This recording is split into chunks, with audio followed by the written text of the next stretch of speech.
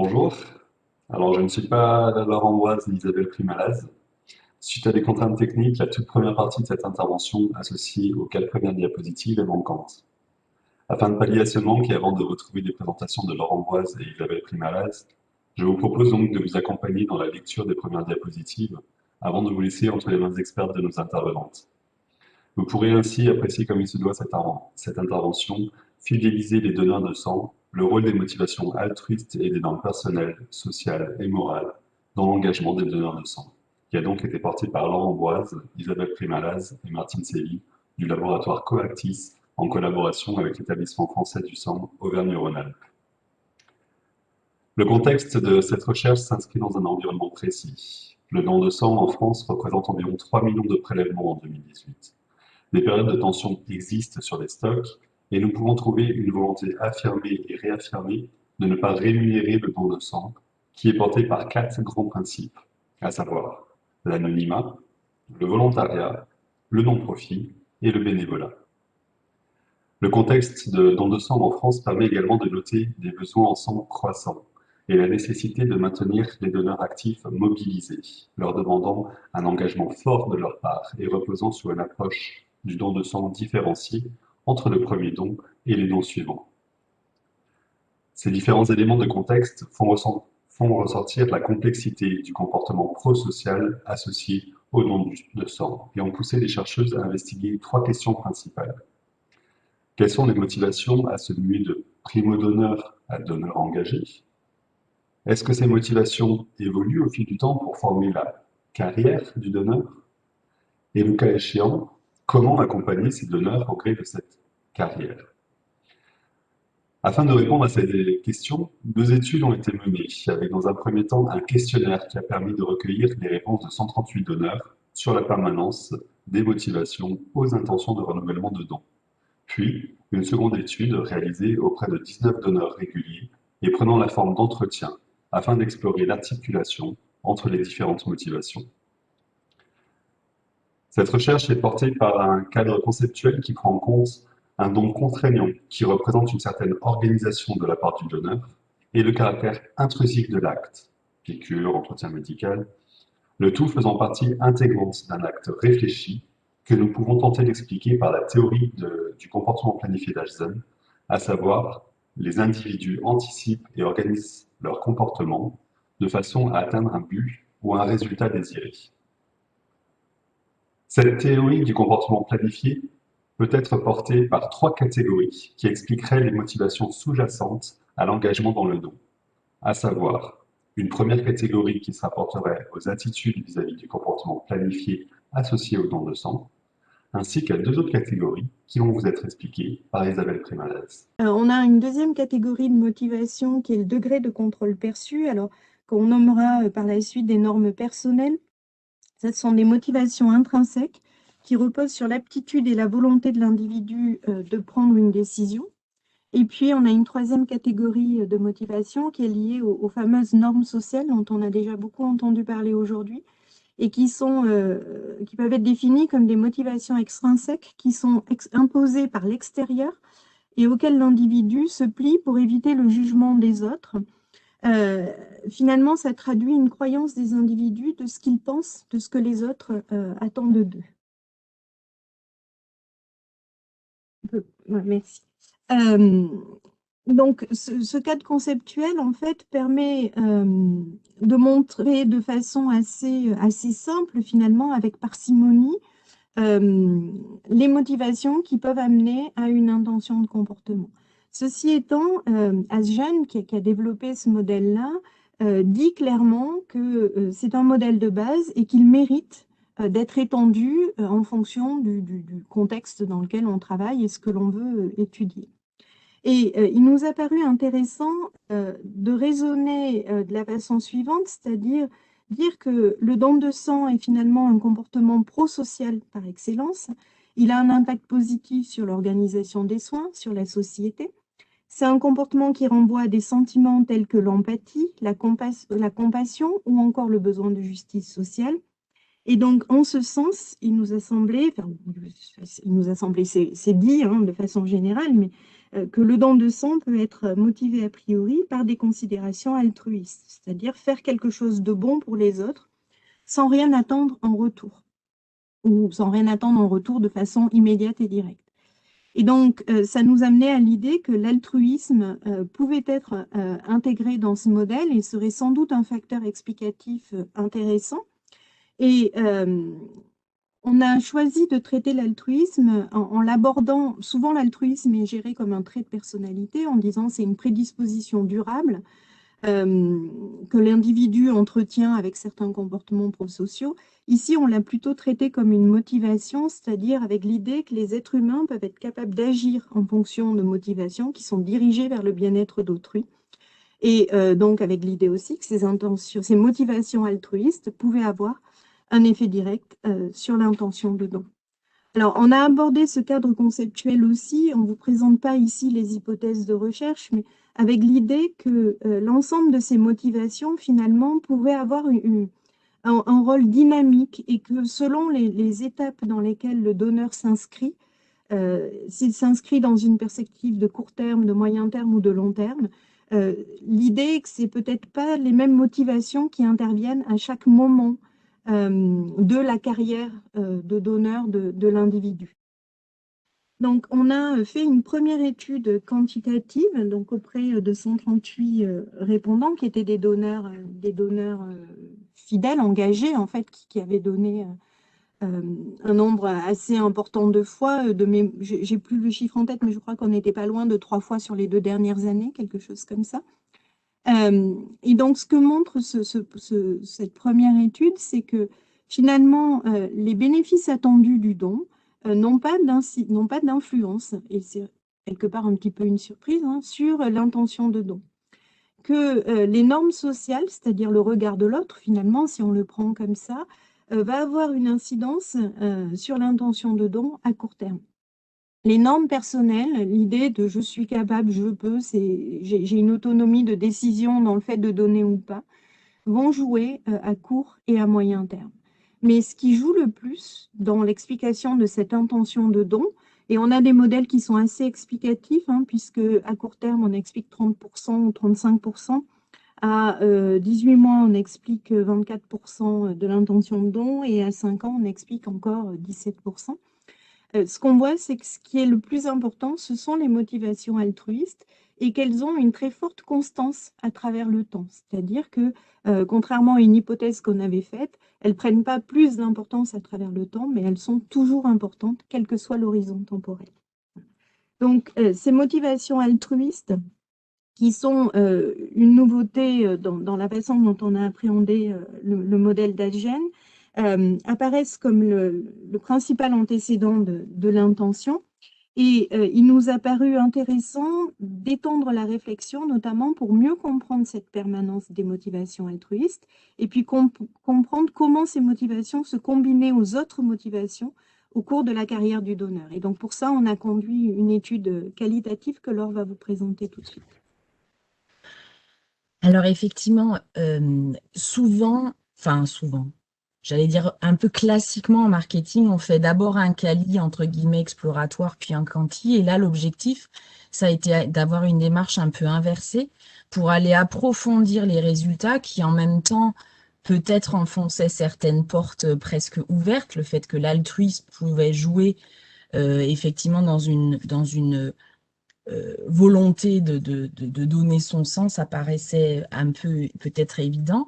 Et donc, on a voulu creuser à travers des entretiens en profondeur auprès de donneurs engagés avec des années, entre guillemets, de carrière de donneurs différents pour voir un petit peu qu'est-ce qui pouvait différencier effectivement et comment les donneurs s'appropriaient finalement, et les discours et peut-être certaines normes.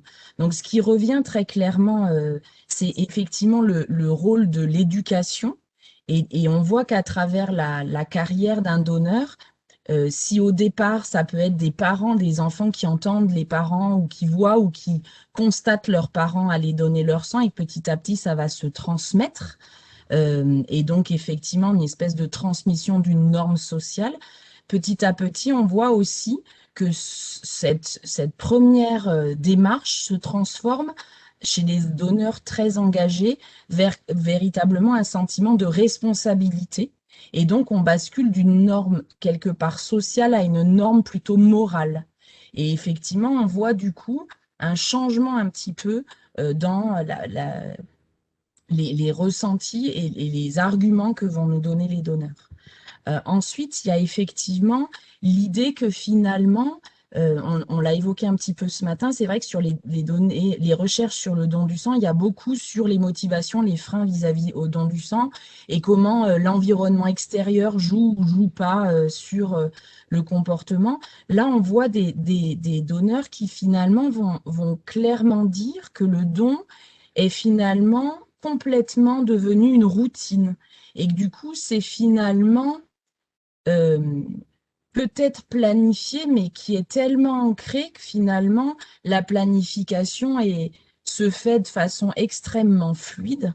Et donc, y compris des donneurs engagés qui, par exemple, sont pas forcément excessivement favorables au fait que l'EFS leur envoie des SMS pour la rappeler qu'ils peuvent aller donner, etc. Puisqu'en fait, comme c'est un devoir, quelque part, ils l'ont complètement intégré et effectivement, ils vont l'intégrer dans leur pratique.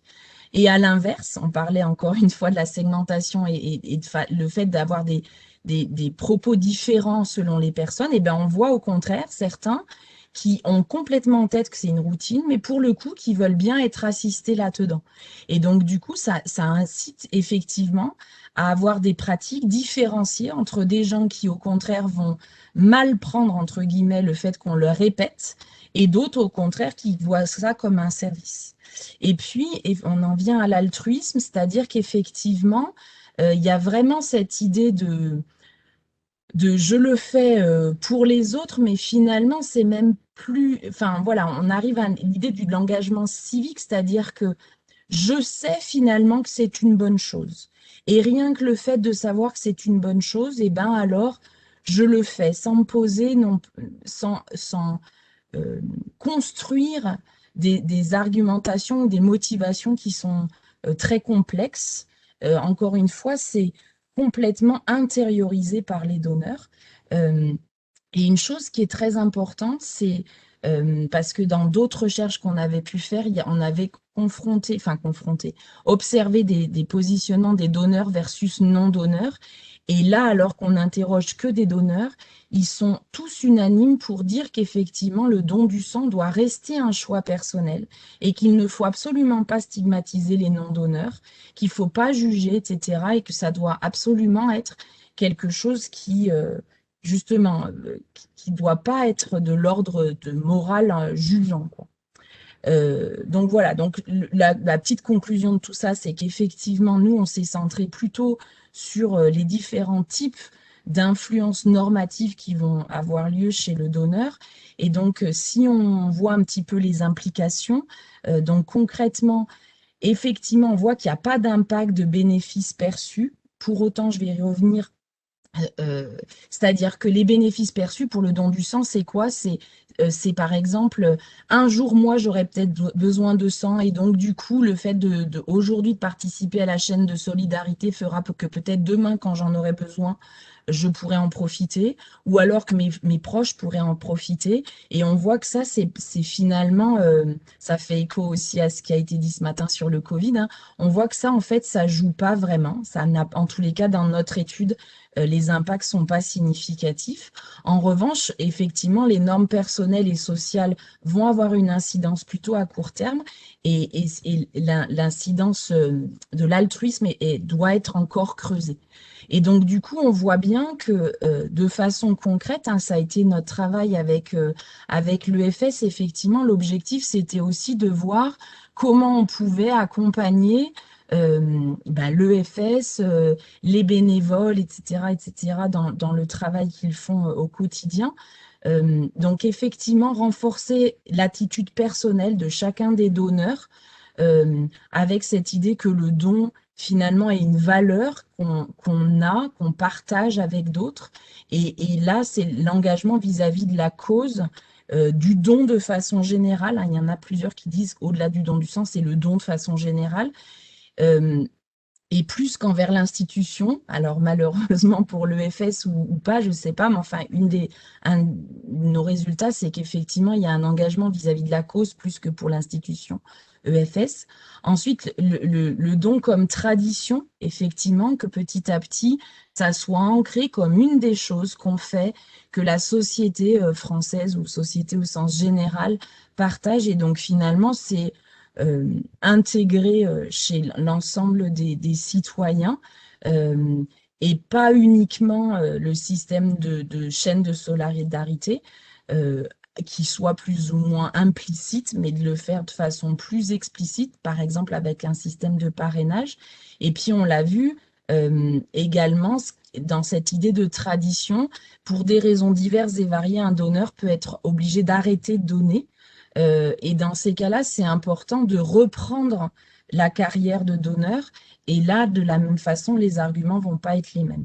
Et enfin, et pour finir, sur l'altruisme, quand on va lire de la littérature sur ce concept, on voit qu'il y a des chercheurs qui vont faire une différence entre l'altruisme qui nomme holiste ou alors pur, c'est-à-dire vraiment l'altruisme, j'allais dire dans son acception la plus commune, c'est-à-dire on fait quelque chose pour autrui, sans retour, comme disait Isabelle. Et puis en fait, l'altruisme que les auteurs nomment qui fait chaud au cœur, ou dit plutôt impur, c'est-à-dire que je vais être altruiste, mais quelque part, indirectement, pour moi, pour ma propre image de moi-même ou pour l'image que je veux renvoyer aux autres, finalement, être altruiste, c'est plutôt bien. Et donc, quelque part, avoir un comportement altruiste, ça, il y a un bénéfice, entre guillemets, indirect, qui est que j'ai une bonne image de moi-même, ou ça renforce une bonne image de moi-même, ou une bonne image aux yeux des autres. Et donc là encore, on voit bien que, euh, par exemple, les donneurs, comme on est allé beaucoup dans des collectes de sang, les donneurs, ils disent qu'ils attendent rien, mais en même temps, si on pouvait leur dire merci, ils préfèrent. Et donc, effectivement, ça montre bien qu'il faut quand même avoir des axes de persuasion ou de communication qui intègrent ces dynamiques-là. Euh, et ensuite, la représentation, un travail complémentaire, donc ça c'est plutôt un prolongement de l'étude qu'on souhaiterait faire, c'est effectivement sur les représentations réciproques. Effectivement, cette idée d'altruiste, dans certaines collectes qu'on a fait, alors notamment avec les non-donneurs, il y a même des non-donneurs qui sont presque un peu jugeants vis-à-vis des donneurs en disant qu'ils le font que pour bien se faire voir. Et donc, et on revient à cette idée d'altruisme qui doit encore être questionné et être voilà, précisé pour voir comment effectivement on communique sur une valeur aussi importante et qui parfois peut être perçue ou appréhendée de façon différente. Et si certains veulent lire un petit peu plus avant, cette recherche a été publiée dans une revue en marketing qui s'appelle Décision Marketing. Merci beaucoup à tous pour votre attention. Merci beaucoup, Laure et Isabelle. Et justement, sur la notion d'altruisme, il y a une question dans le chat de Boris qui nous demande, qui nous dit certains pays monétisent le don du sang. Est-ce que la monétisation des comportements altruistes serait favorable dans un contexte français? Alors, je ne sais pas si ça serait favorable, mais effectivement, de toute façon, c'est une question sur laquelle l'EFS ne laisse aucune place au doute, hein. Ça ne sera pas monétisé pour le moment. En revanche, j'ai lu, dans un processus de reviewing, donc je pense que c'est pas grave que j'en parle, mais j'ai lu une recherche qui s'est faite sur des populations en France, mais qui viennent de pays où justement c'est monétisé, avec des spécificités en termes de sang qui sont particuliers, et donc il y a besoin d'avoir ces sangs particuliers mis à disposition au sein de l'EF. Et là, pourra faire évoluer des comportements, c'est-à-dire des gens qui avaient pu avoir l'habitude d'être rémunérés pour cette pratique et à qui aujourd'hui on explique qu'effectivement ils ne le seront plus, mais pour autant que c'est fondamental qu'ils continuent à l'être, c'est pas évident. Il y a une dernière question, on a plusieurs questions, mais on pourra y revenir aussi dans la table ronde. Est-ce que les bus du don du sang favorisent l'installation d'une habitude? Le fait d'aller vers les donneurs? Tout à fait, Oui, exactement. oui, je pense de façon assez évidente, puisque ça lève une partie des questions organisationnelles. Et ces bus, ils sont programmés à l'avance, donc ils permettent à un moment donné, il a été évoqué le fait que parfois ils prennent rendez-vous d'une fois sur l'autre, et la programmation suffisamment à l'avance de ces bus fait effectivement qu'il y a une organisation possible, et c'est marqué dans l'agenda. Et ce qu'on a vu avec nos répondants, c'est qu'une fois que c'est marqué dans l'agenda, ils n'y dérogent plus. Voilà. Et ils vont pas aller chercher une excuse pour échapper à ce rendez-vous qui est noté. Donc, de simplifier la démarche ne peut que être favorable. Et les collectes sur lesquelles on est allé, enfin voilà, on est allé dans la Loire, dans la Haute-Loire, on a eu parfois des collectes dans des petites villes assez isolées. Ces gens-là ne seraient pas allés à Saint-Étienne donner leur sang, c'est une évidence. Il y a effectivement aller vers les donneurs et il y a aussi la routine. C'est-à-dire que concrètement, effectivement, que par exemple, ça soit, je dis n'importe quoi, dans ma ville, par exemple, c'est le 3e mercredi de chaque mois. Bon, ben, une fois que la population sait que c'est ça, et ça fait 20 ans que c'est ça, ben, c'est plus facile du coup d'intérioriser. Et puis également, les gens savent pas toujours combien de fois ils peuvent donner leur sang, même chez les donneurs très réguliers, ils ont plus vraiment en tête. Et donc, si on routinise dans les collectes, et ben, ça permet finalement aux gens, là encore, de plus poser de questions et d'y aller, et c'est ce qui leur va. Très bien, merci beaucoup pour votre intervention.